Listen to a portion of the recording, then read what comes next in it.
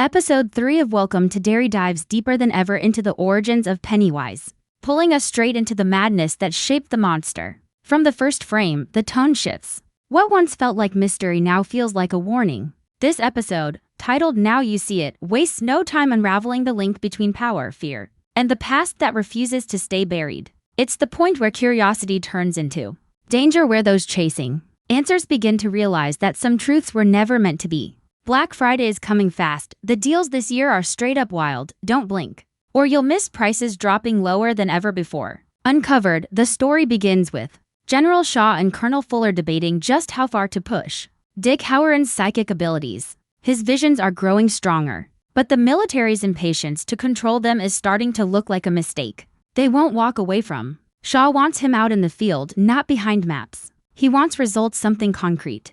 But what Shaw doesn't realize is that the closer Dick gets to the source of these visions, the more the line between his mind and the evil buried beneath Derry starts to blur. The chopper scene sets the tone perfectly, tense, quiet, heavy with the sense that whatever they're about to find isn't just another experiment. And then there's Leroy. His partnership with Howard feels like a mix of faith and recklessness. A soldier without fear, paired with a man who sees what no one else can. Together, they form a strange balance, Scourge meeting the supernatural. But Leroy's past hints that his bravery isn't as solid as he wants it to be. That one haunting image of his wife, lifeless in the sewer, keeps returning, proof that even the fearless carry shadows. If Pennywise feeds on fear, then Leroy's pain is an open door. Meanwhile, Howard's visions start dragging him into places that don't belong to him. His psychic connection begins to bridge timelines, flashes of laughter, circus tents, music boxes, and the faint echo of Step Right Up. Through him, we start to see the beginnings of the Pennywise persona. A carnival barker with too much charm and eyes that linger too long. The moment feels like history folding in on itself, as if Derry's evil is replaying its own memories through him. And for the first time, we start to see that Pennywise might not have just appeared, it might have been born, molded, and given a face by human hands long before the clown began to hunt. As the episode builds, the military's search and the kids' investigation begin to run parallel. The sheriff's pressure to pin the murders on Ronnie's dad only makes things worse. With the town demanding justice, truth doesn't matter anymore, proof does. Lily knows this better than anyone, which is why she turns to Ronnie and says the one thing that defines their next move. It won't matter what we tell them unless we can show them. That's when the plan forms. They need evidence, something real. And to get it, they'll have to go somewhere no one in Derry dares to go. Their desperation pulls them into old myths, whispers of ancient spirits, and the promise that maybe, just maybe, they can summon something powerful enough to reveal the truth. The group forms naturally: Lily, Ronnie, Will, and Rich, different motives, one purpose. Together, they become this generation's version of the Losers Club, even if they don't realize it yet. They're chasing proof, not survival, but that's how it always starts in Derry. As their story builds, the tone of the episode shifts from mystery to dread. The deeper they go underground, both literally and emotionally, the more it feels like Derry itself is watching them. Every flicker of light, every drop of water, every echo in the dark feels alive. And as Dick Howard's visions keep crossing paths with their journey, the pattern becomes clear. The past isn't staying buried. It's circling back, ready to make them see what Derry really hides. And when that moment comes, when Howard's visions finally collide with the truth of the carnival, Now You See It stops feeling like a title and starts feeling like a threat. The deeper Now You See It goes, the more it becomes clear this episode isn't just about Pennywise. It's about Derry itself, and how the town breathes through people who never even realize they're part of its story. Every corner hides something unfinished, every name carries weight. And through Dick Howard's visions, the audience starts to see Derry the way the entity does, not as streets and buildings, but as a feeding ground pulsing with centuries of fear. The chopper scene cuts through the mist, but Howard's mind is already drifting somewhere else. He opens that old box of Philly cigars, and tucked inside is something that doesn't belong. The moment he touches it, the world changes. The hum of the rotor fades, and he's standing in a different time. Warm lights, faint carnival music, laughter that sounds both alive and hollow. The Step Right Up echoes again, this time clearer, almost playful, almost cruel. And there, under the striped tent, is where it begins, the first glimpse of the traveling circus that would one day shape Pennywise's face. We see flashes, children laughing, a clown's painted smile, hands exchanging tickets. But there's something wrong behind the joy. The colors feel too bright, the shadows too deep. It's the kind of happiness that tries too hard to hide what's underneath. And as the laughter rises, it twists into something else, a voice that doesn't belong to anyone, whispering words Howard doesn't understand but somehow feels. Fear, hunger, survival. The circus isn't just entertainment. It's a mask. A vessel for something ancient that's learning to wear a human shape. When Howard snaps out of the vision, he's trembling. Leroy notices, but Howard brushes it off. He doesn't want to admit what he saw, mostly because he doesn't understand it. But what he doesn't realize is that every time he connects with that energy, it's not just him looking into the past. The past is looking back. And in Derry, that's how the cycle begins. The entity doesn't need to find you. It waits for you to find it. Meanwhile, back in town, the pressure is boiling over. The sheriff's investigation into Ronnie's dad is turning into a witch hunt. Rumors are spreading faster than evidence. The locals want someone to blame, and the murders have given them a target. The town hall scenes are tense, filled with quiet anger and distrust. You can almost feel Derry feeding off at the collective fear, the hatred, the denial. It's what keeps the cycle alive. Lily refuses to accept her father's guilt. She's young, but she's not naive. She knows something's wrong, not just with the investigation, but with Derry itself. When she tells Ronnie, they'll never believe us unless we show them. It's not just desperation, it's defiance. It's the first time someone in this generation chooses to fight back against the silence that Derry thrives on. She reaches out to Will and Rich, the kind of kids who've seen enough weirdness to know that not everything has a human explanation. And just like that, without realizing it, they step into the same curse that has haunted this town for decades. Their plan is reckless but honest. They're going to summon something in Arisha, a spirit from the old stories. They believe that if they can contact a higher force, they might uncover the truth about the murders. It's superstition mixed with courage, but in Derry, those two things often go hand in hand. They choose a place to do it, somewhere quiet, forgotten, maybe underground. A space where the air feels thick and sound doesn't travel. The kind of place that has heard too many whispers. As they sit in a circle, the camera lingers on their faces, fear, hope, uncertainty. The match is lit, the chant begins, and for a moment, it almost feels peaceful. But then the tone shifts. The air moves. There's a sound, soft at first, then sharper, like something dragging across stone. Will holds up Lily's camera, trying to catch proof, and the flash cuts through the darkness. For a split second, there's movement beyond the door, fast, wrong, alive. Whatever they've summoned, it's not what they expected, and as the baby doll hits the water, the realization hits just as hard. Derry doesn't let you call on other spirits. It only lets you call on it. The scene spirals into chaos. The group flees, but the sound follows the same carnival melody that haunted Howard's vision. It's as if time itself is folding, pulling the kids and Howard toward one another through the same thread of fear. The Arisha they tried to reach never had a chance to appear. Something else answered instead, something that's been waiting, patient, hungry. By the time the noise stops, it's already too late. Whatever they summoned is out. And as the final flicker of Lily's camera fades, the words "now you see it" take on a new meaning, not as a trick, but as a warning. What makes episode 3 so chilling is how seamlessly it blends the past with the present. Like Derry itself is collapsing time to make sure no one forgets what really lives beneath it. Howard's visions start bleeding into reality, and the lines between memory, illusion, and truth get harder to tell apart. It's not just the psychic link anymore. It's a doorway. Every time he reaches into the unknown reaches back, and now it's starting to recognize him. When Howard wakes from his latest vision, he's pale, drenched in sweat, and whispering about a man in a red suit with eyes that don't blink. He doesn't know it yet, but he's seen the birth of Pennywise's persona. Back in the 1700s, the carnival was more than just a show, it was a hunting ground.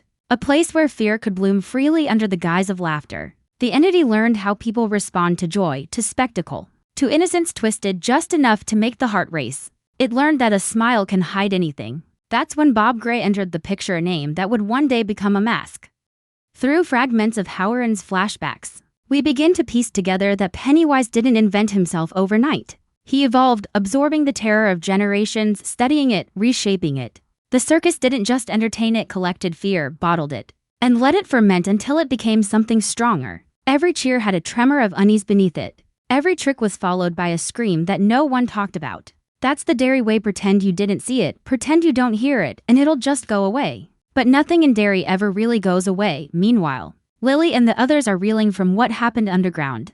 They don't talk about what they saw, they can't, but each of them starts to change in quiet, unsettling ways. Lily keeps hearing a faint hum when she's alone. Ronnie starts dreaming of water, deep and black, with eyes beneath the surface. Rich sees flickers of movement and reflections that vanish when he blinks. Derry marks them the same way it marked every group that ever tried to fight back. You don't challenge fear without paying a price. Up at the military base, Colonel Fuller pushes Howard for answers. He wants data, readings, something measurable. But how do you measure a nightmare? Howard tells him the energy in Derry isn't natural, it's not residual, it's alive. Every disappearance, every tragedy, it's all connected to a pulse that runs under the town like a heartbeat. Fuller dismisses it, thinking it's just stress, but General Shaw listens in silence. He's seen enough classified files, enough patterns of strange events in Maine to know something bigger is moving.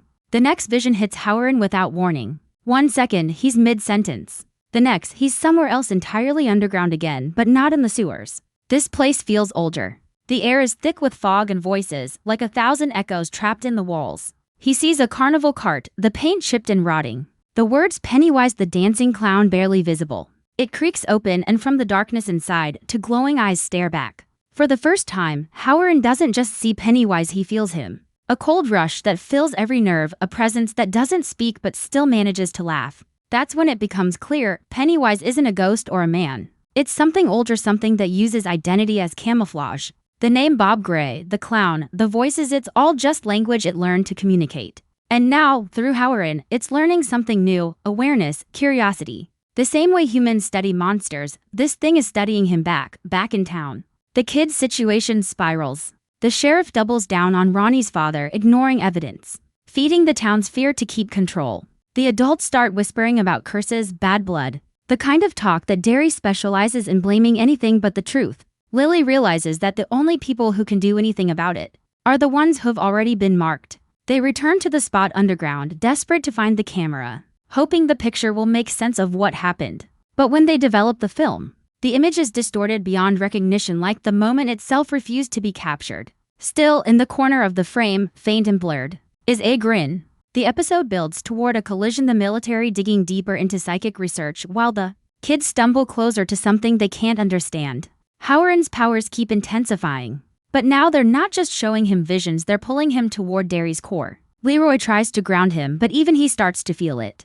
That creeping sense that they're being guided, that none of this is random. The closer they get, the louder the whisper becomes. Step right up, it's no longer just a line from a dream, it's a call. By the end of the episode's third act, the pieces are in motion. Derry's evil is waking up, the kids are caught in its orbit, and the military thinks it's hunting a weapon when, in truth, it's being invited into a trap. The power they're chasing isn't meant to be studied, it's meant to be feared. And as Howard opens his eyes after his final vision of the episode, the faint sound of a carnival tune plays in the distance, slow, sweet, deadly, because in Derry, everything starts with a laugh and ends in silence. By the time now you see it hits its fourth stretch, Derry feels heavier, like the air itself is carrying secrets. Every scene starts to connect the living and the dead, the past and the present, all circling around one truth: you don't find Pennywise. Pennywise finds you. And right now, he's watching everyone who dares to look for him. Howard's mind is slipping between timelines faster now. The more he tries to control his visions, the deeper they pull him in. His body's in one world, but his mind keeps wandering into another, a place where the carnival still exists. Even though it shouldn't, each vision feels less like a memory and more like a conversation. The entity isn't just showing him the past, it's teaching him something, testing him. And Howard's curiosity, that need to understand what he's seeing, is the one thing keeping him from realizing the danger. Because in Derry, knowledge is bait. The vision of the carnival sharpens again, brighter, louder. The smell of sawdust, the flicker of torches, the laughter of people who don't know they're already part of a feeding ground. Howard watches the clown on stage, painted face, yellow eyes, red smile stretched to wide. There's a human there, or at least there used to be. The man everyone calls Bob Gray, he moves like someone possessed, his jokes almost desperate, his grin forced. The crowd claps, but something about it feels wrong, like they're cheering for their own doom. Howard can feel the energy rising, the fear in the air turning sweet, feeding the thing that wears the man like a costume, outside the vision. Leroy notices Howard's pulse spike. He tries to bring him back, but Howard mumbles something, it's learning to be funny. That single line says it all. Pennywise didn't just appear as a clown. He became one, piece by piece, learning how to make people laugh before tearing that laughter apart.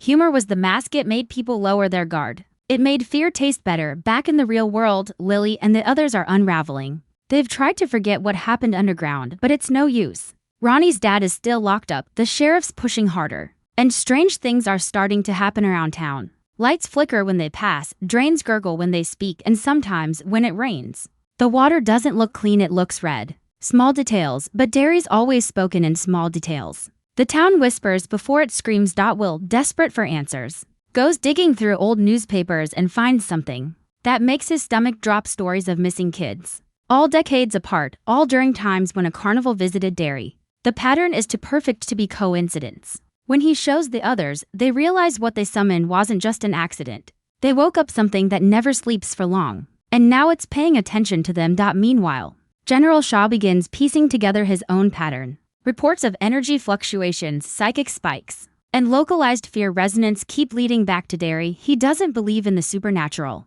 but the evidence is undeniable. When he calls for a full investigation, Fuller protests it's too dangerous, too unpredictable. But Shaw's already made up his mind. He wants to contain it. He still thinks this is something that can be controlled, studied, weaponized.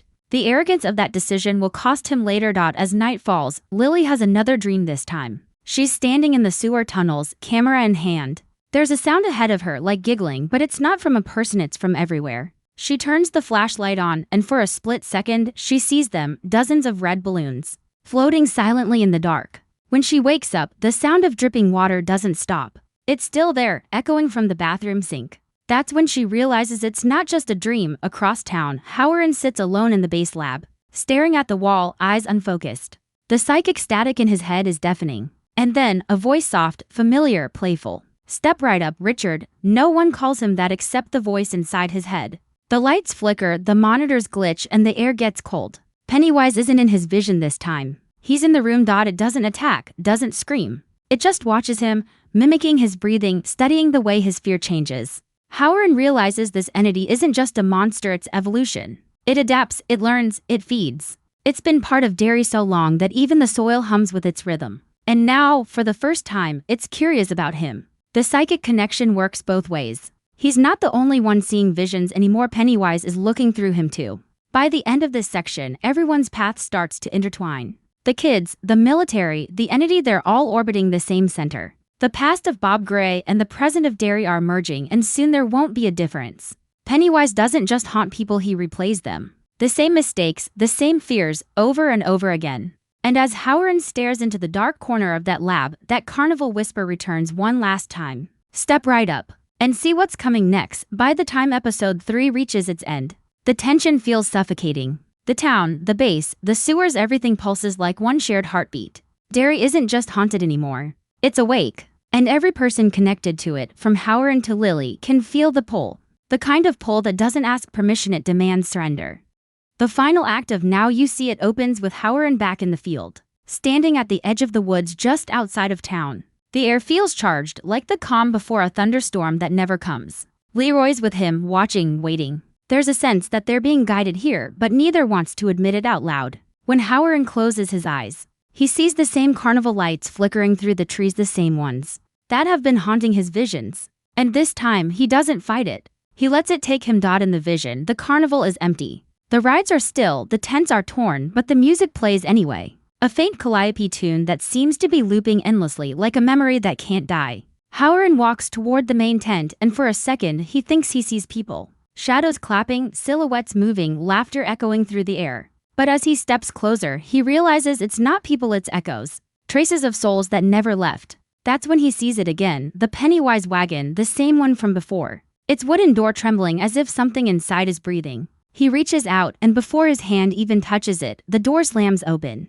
The sound isn't loud, it's deep. It vibrates through the ground, through the trees, through him. Inside the wagon, the darkness moves, rippling like smoke underwater. Then come the eyes, yellow, calm, familiar, and for the first time, Howard hears the voice clearly. Not in his head but around him, inside him. You wanted to understand. So look, he does. And in that instant, everything changes. The visions he's been having weren't just glimpses of the past, they were memories that the entity allowed him to borrow. Pennywise wasn't showing him where it came from. It was showing him how it learned to become what it is. Howard sees flashes, faces from different centuries, town swallowed by fear. Laughter that turned to screams. He sees Bob Gray laughing on stage, blood dripping from his painted smile. He sees the carnival fire, the crowd's panic, the entity rising from the ashes. Reborn in every generation. The cycle isn't random. It's deliberate. And Derry is the stage. Back in the real world, Leroy shakes Howard awake, panicked. Howard's eyes are wide, his skin pale as paper. He mutters one thing, "It's never left," before Leroy can respond. The radio bursts to life with static. A voice cuts through the noise. It's Shaw. Something's happening back at the base. Power surges, lights flickering, alarms going off. They rush back only to find chaos. The lab's equipment is shorted out, the walls covered in a dark, wet residue that no one can identify. And in the middle of it all, written in what looks like smeared paint, are 3 words, "Now you see it." Meanwhile, Lily and the others make one last attempt to clear her father's name. They return to the sewer entrance, desperate to find more proof, to face whatever they unleashed. But when they reach the bottom, the space looks different. The walls are slick, the air heavy. The hum that Lily used to hear in her dreams is now everywhere, alive and growing louder. Will points his flashlight toward the tunnel ahead, and in the beam's edge, something moves slow, deliberate, almost human. Then, from the darkness, comes a voice, sweet, mocking, familiar. "Looking for me?" The flashlight flickers out. The only thing that remains visible is a red balloon floating up through the tunnel, brushing against the ceiling before it pops. The sound echoes like thunder. The camera falls to the floor. And just like that, the scene cuts to black. Back at the base, Howard can feel it. The connection is complete now. He's not just seeing visions, he's sharing them. Every time Pennywise moves, he feels it. Every time the entity feeds, his heart races. Leroy tries to pull him out, but Howard's too far gone. He stares ahead, whispering things that don't make sense. Fragments of sentences that sound like nursery rhymes turned backwards. Shaw watches in horror as the psychic readings spike beyond measurable range. For a moment, the monitors flash an image to glowing eyes staring back. The final sequence ties it all together. Lily's group disappears without a trace. The sheriff declares the case closed. Shaw classifies the incident as a containment failure and shuts down the program. And Derry goes quiet again, pretending nothing ever happened, just like it always does. The town resets, ready for its next feeding cycle, but in the last shot, we see Howard sitting alone in the hospital wing, staring out the window as rain falls. His reflection shifts slightly, a flicker of a grin, a flash of yellow eyes, and then it's gone. The faint echo of carnival music plays one last time, soft and distant, fading into silence. Because in Derry, the show never really ends. It just waits for its next act.